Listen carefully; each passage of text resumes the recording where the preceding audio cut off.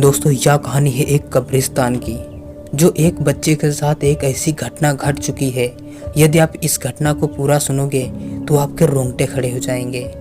तो आइए बिना किसी देरी के हम इस वीडियो को स्टार्ट करते हैं।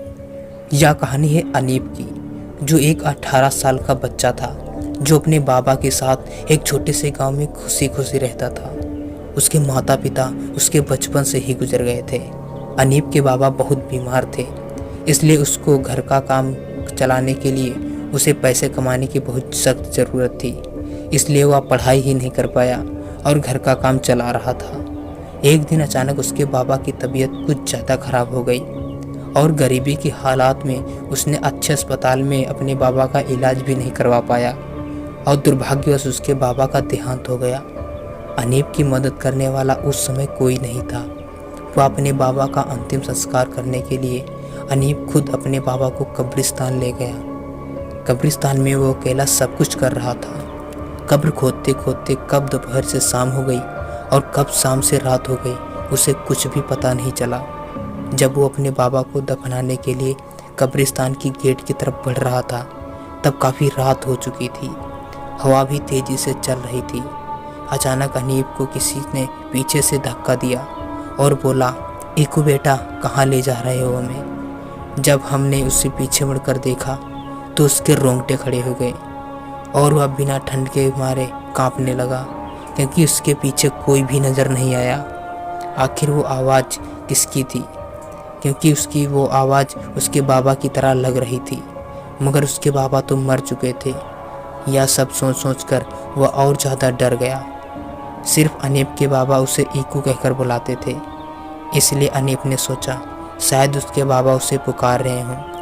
पर जब अनीब ने ज़ोर ज़ोर से बाबा बाबा कहकर बुलाया, फिर भी कोई जवाब नहीं आया, तो वो और ज़्यादा डर गया और जल्दी जल्दी कब्रिस्तान के गेट की ओर अपने मृत बाबा को लेकर गोद में उठाया और बढ़ने लगा। लेकिन जैसे ही अनीब अपने बाबा को लेकर गेट के नज़दीक पहुंचा, तो अचानक कब्रिस्तान का गेट बंद हो गया। वो एकदम से घबरा गया। अब वह और ज़्यादा कांपने लगा। आखिर वो अकेला था, उसके साथ कोई नहीं था, सिर्फ उसके मरे हुए बाबा के अलावा। कब्रिस्तान की दीवारें इतनी ऊंची थी कि वो कभी भी किसी तरह उछल कूद कर पार भी नहीं कर सकता था। कब्रिस्तान का एक और गेट था, जो कि पीछे की तरफ था, लेकिन उस गेट तक जाने के लिए अनीब को वापस कब्रिस्तान के बीच से होकर जाना होगा, तभी वह इस कब्रिस्तान से बाहर निकल पाएगा। उसने जल्दी से अपने बाबा का अंतिम संस्कार किया और चलने लगा। उसने किसी तरह हिम्मत जुटाकर दूसरे गेट तक जाने का फैसला किया। वो सुनसान कब्रिस्तान के बीच से जा ही रहा था कि तभी अचानक उसे दूर पर एक आदमी खड़ा हुआ दिखाई दिया। इतनी रात को अकेले सुनसान कब्रिस्तान में उस आदमी को देखकर उसके पसीने छूटने लगे। वह हिम्मत करके उस आदमी के पास गया और डर के मारे पूछा, "कौन हो तुम?" उस आदमी ने कोई जवाब नहीं दिया। उसका कोई भी जवाब ना पाकर वह ज़्यादा भयभीत हो गया। फिर अनीब पूछने वाला ही था कि अचानक उस आदमी का सिर पीछे घूम गया। यह सब मंजर देखकर उसका दिल दहल गया और उसकी आंखें फटी की फटी रह गईं और उसके पैरों की ज़मीन खिसक गई।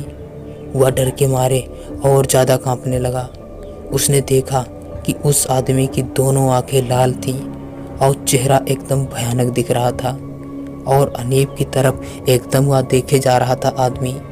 ये देखकर अनीब जोर से चिल्लाया और भागने की कोशिश करने लगा।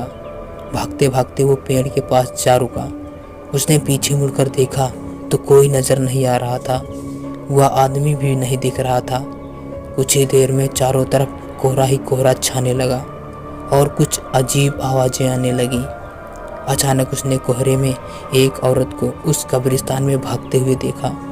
उस औरत के पीछे एक बच्चा भी भाग रहा था। आश्चर्य की बात थी कि उस औरत के पीछे जो बच्चा भाग रहा था वह बहुत ही छोटा था, मानो कि वह लगभग अभी आए हुए उसको सिर्फ 1 ही महीने हुए हैं। और यह सब मैं उस कब्रिस्तान के पेड़ के नीचे बैठे छिपकर नज़ारा यह सब देख रहा था।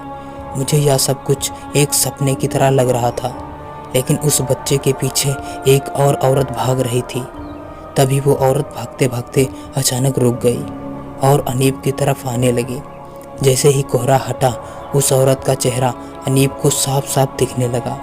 उस औरत को देखकर अनीब के रोंगटे खड़े हो गए, मानो जैसे कि वो औरत कई सालों से उस कब्रिस्तान में दफन हो। वो औरत अनीब के करीब आ रही थी और अनीब धीरे धीरे पीछे हट रहा था। तभी अचानक अनीब का पैर फिसल गया। वो एक कब्र में जा गिरा। कब्र इतना गहरा था कि वो वहाँ से निकल भी नहीं पा रहा था। उसे लगा कि कोई उसे ज़मीन के अंदर खींच रहा हो। जब वो पीछे मुड़कर देखा तो अचानक वही औरत उसके पीछे आ रही थी। वह उसे खींच रही थी।